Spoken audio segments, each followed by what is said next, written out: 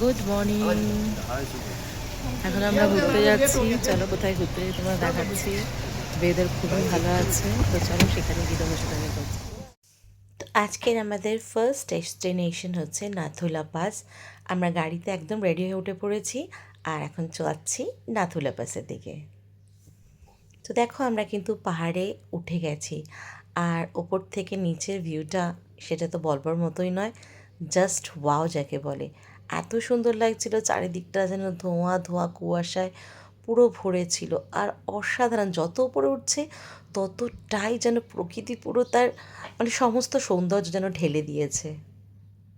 আর এই যে পাহাড়ের মধ্যে কিন্তু আমরা অনেকটাই প্রায় উঠে গেছি। নাথুলা তোমরা সবাই জানো 14,700 কত ফিট যেন ওপরে।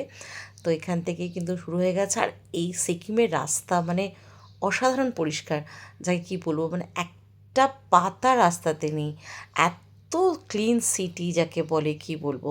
প্রচণ্ড ভালো লাগছিল ওপরে, কিন্তু জানি না কার কার ওপরে যত ওঠে অক্সিজেনের অভাব একটু দেখা দেয়, মাথা ঘোরে, গা বমি করে প্রচণ্ডই। আমার সাথেও কিন্তু সেটা হচ্ছিল, তাও আমি একটু আমরা চুপচাপই এখন এই ছিলাম। জায়গাটায় দাঁড়িয়েছে, নাম ক্যংনসলা, কী সব নাম জানি না। তো এখানে আমরা বুটটা পরে নিলাম, কারণ ওপরে তো মাইনাস আছে। তো এখন যাব নাথুলার উদ্দেশ্যে। তো চলো ওখানে যাই, গিয়ে দেখা হচ্ছে। প্রচণ্ড ঠান্ডা এখানে। আর এই যে আমার মেয়েও রেডি। আম্মা হাই করো। ও শরীরটা একটু খারাপ, একটু বমি বমি পাচ্ছে। এইবার দেখো, পাহাড়ে কিন্তু অনেকটাই উঠে গেছি, অনেক ফেটো পড়ে।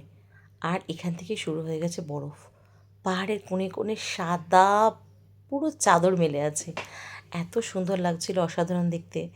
কিন্তু আমার মনটা খুবই খারাপ হয়ে গেছিলো, কারণ আমার মেয়ে এইখান থেকে প্রচণ্ড শরীর খারাপ হয়ে গেছিলো। ওপরে উঠবো কী করে সেটাই জাস্ট ভেবে পাচ্ছিলাম না। এখন আমাকে নিচে নামতে গেলেও অনেক ঘন্টা জার্নি করে নিচে নামতে হতো। তাই অনেক কষ্ট করে আমরা কিন্তু ওপরে